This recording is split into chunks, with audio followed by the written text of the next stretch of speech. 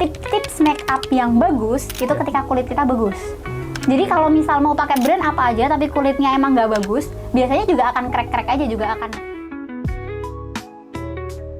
Yang hari ini kita akan bahas bersama terkait cantik lahir dan batin bersama Kak Tazkiyah, Kak Dokter Gigi ya. Kak Dokter Gigi, bukan Bu Dokter ya? Oh, Bu Dokter Gigi. Nggak, maksudnya kan kalau Kak lebih muda gitu. Oh iya, benar. Nah, ini saya beri intro dulu ya Kak Tazkiyah. Kalau dalam RK tuh konteksnya objektif melihat sesuatu kan. Salah satu prinsip RK kalau dalam Islam saya mengenalnya dengan istilah wasatan ya, ataupun wasatiyah. Nah, sehingga kita ingin mengetengahkan diskusi terkait cantik lahir dan batin. Nah, mengapa sih cantik itu harus secara lahir dan batin? Soalnya ada yang cantiknya hanya lahir saja, batinnya tidak dipedulikan. Ada yang batinnya saja terlalu fokus, tapi lahiriahnya tidak diperhatikan. Bersama Kak Tazkiyah, kita akan bahas secara mendalam terkait cantik lahir dan batin itu seperti apa.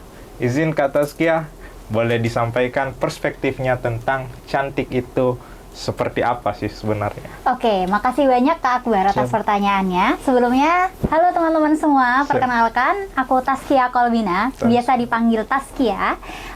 Sekarang kegiatannya lebih ke menjadi dokter gigi di klinik swasta. Nah, mungkin dari pertanyaan Kak Akbar tadi terkait apa sih perspektif tentang cantik lahir dan batin. Jadi sebenarnya cantik itu bagi saya tuh dibagi menjadi dua, Kak. Jadi yang pertama adalah cantik secara luar atau outer beauty, biasanya kita bilangnya, dan cantik secara dalam atau inner beauty.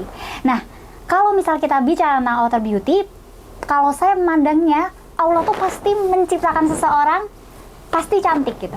Tidak ada seseorang di dunia ini yang kita anggap jelek gitu. Ciptaan Allah itu pasti cantik. Tapi untuk berbicara tentang outer beauty, kita bisa bicara tentang fashion.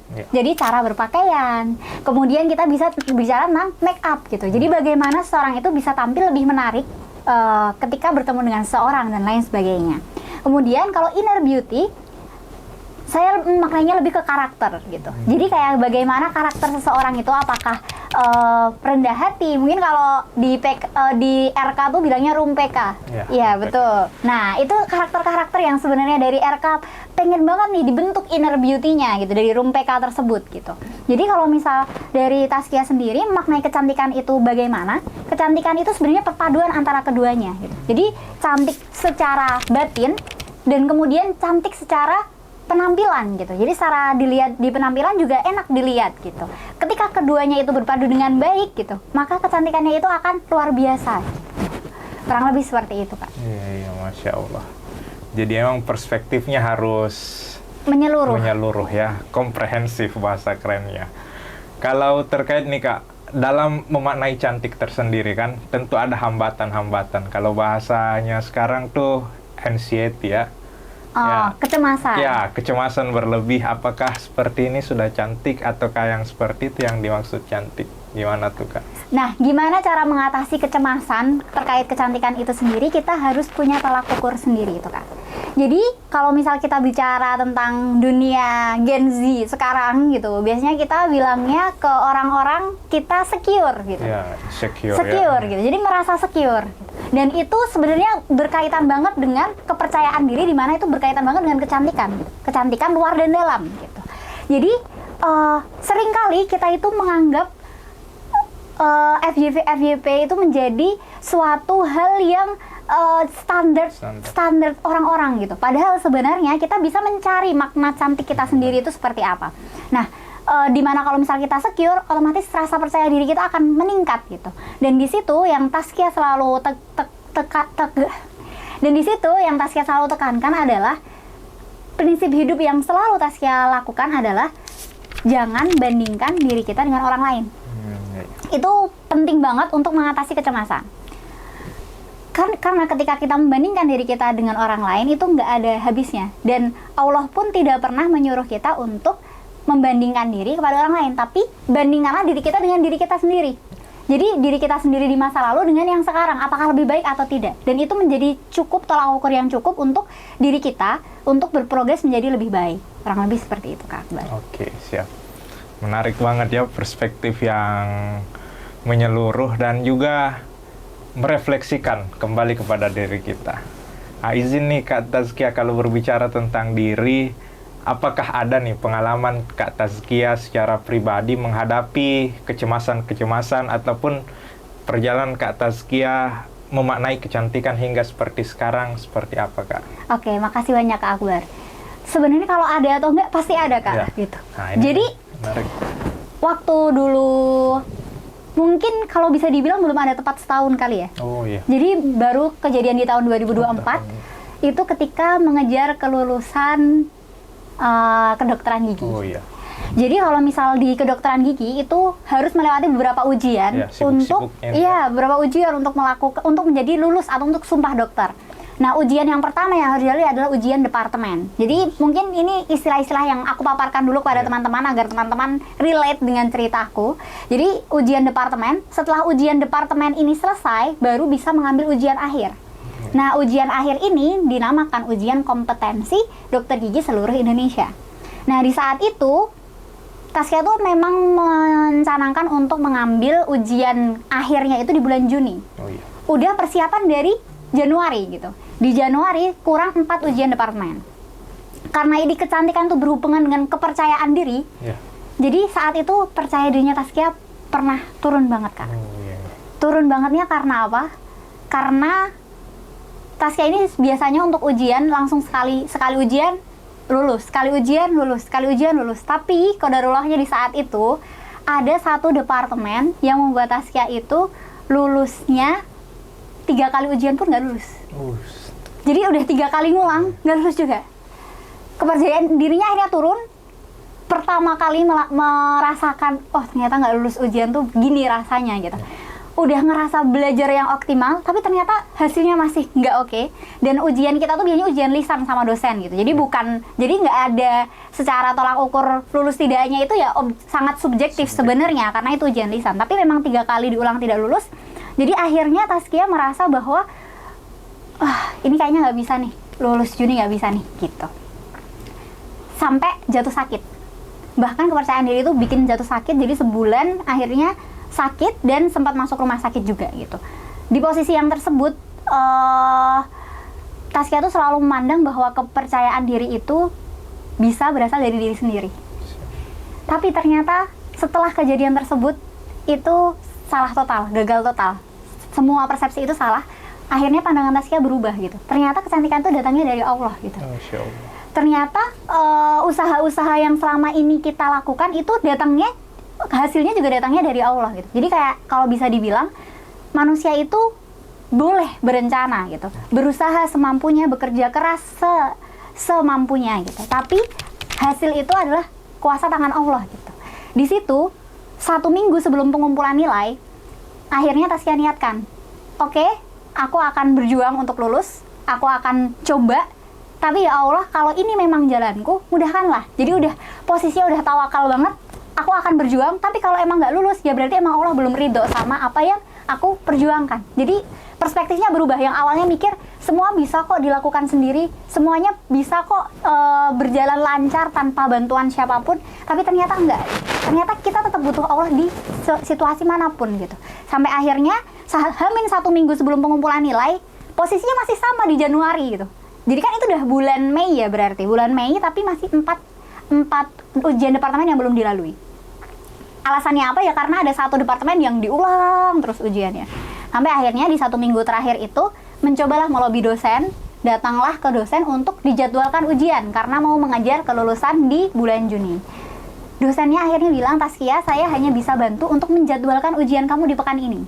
Masalah hasilnya kayak gimana itu tergantung usaha kamu, tergantung bagaimana kamu belajar dan apakah kamu bisa lulus atau tidak itu bukan kuasa saya lagi. Jadi akhirnya saya dijadwalkan di sepekan itu. Akhirnya saya berazam dalam hati, oke, ini akan Allah nih yang akan bantu gitu. Kalau misal emang ini jalannya, Allah yang akan lancarkan. Kalau emang ini jalannya, Allah yang akan mudahkan.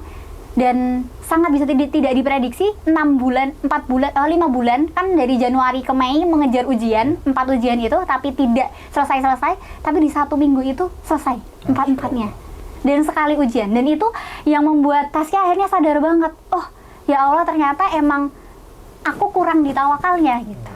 Jadi akhirnya saya ingat perkataan ayah saya bahwa kadang doa kita itu dikabulkan di titik tertinggi tawakalnya seorang hamba.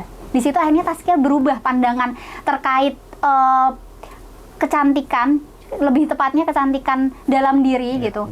Yang kecantikan dalam diri itu bisa loh dibangun sendiri, enggak gitu. Tapi ternyata kita membutuhkan bantuan Allah di sana. Dan singkat cerita, akhirnya Tazkiyah mengikuti ujian akhir itu, yang mana persiapannya hanya 3 minggu, Kak. Yang biasanya yang lainnya itu 1 bulan lebih. Maksudnya kita pribadi biasanya beda-beda persiapan ujiannya. Nah, ya harapannya Tazkiyah cuma apa? Bisa lulus tanpa ngulang ujian gitu. Jadi kayak oke, yang penting bisa lulus, entah nilainya berapa, yang penting ikut ujian akhir, ikut ujian kompetensi jadi dokter gigi. Udah, mikirnya gitu.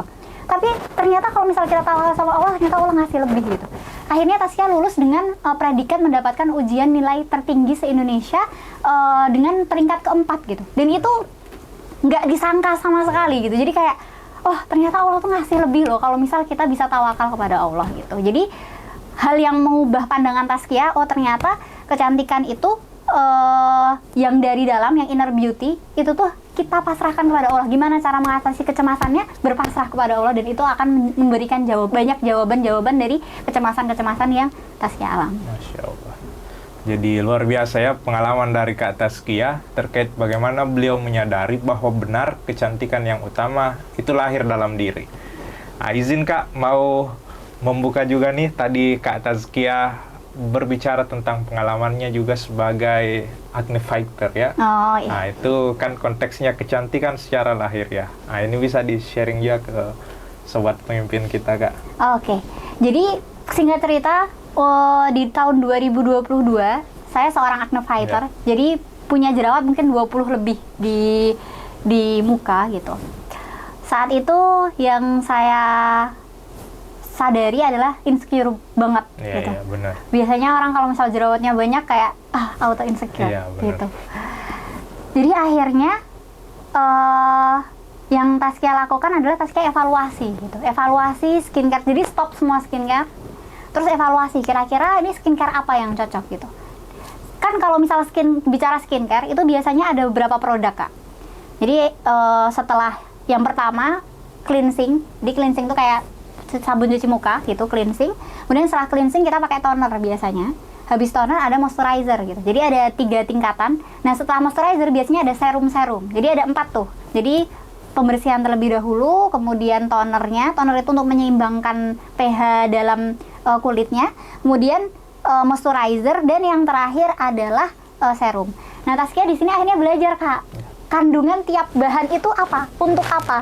Kandungan tiap bahan untuk apa? Misal AHA BHA gitu. Oh AHA BHA ini kandungannya untuk eksfoliasi kulit gitu. Jadi emang nggak boleh dipakai tiap hari, karena kalau dipakai tiap hari kulit akan menjadi kasar. Tapi bagus karena harus mengurangi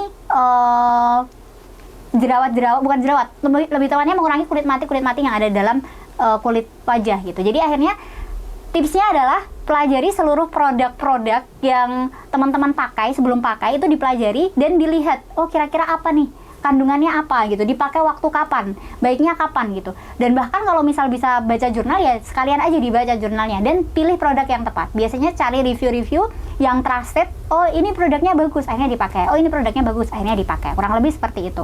Kemudian yang kedua, pola makan.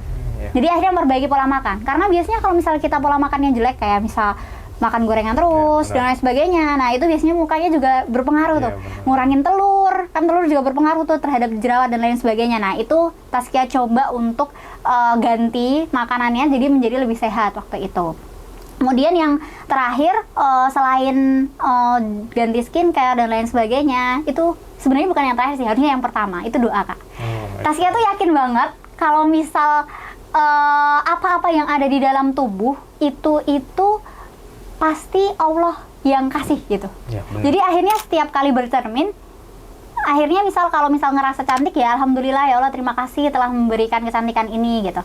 Tapi kalau misal ngerasa ada jerawatnya, ya Allah ya berdoa aja, ya Allah mohon hilangkan jerawat hamba bla bla bla. Jadi sekecil jerawat pun biasanya Tazkiyah doain Kak. Masya Allah. Iya kayak gitu.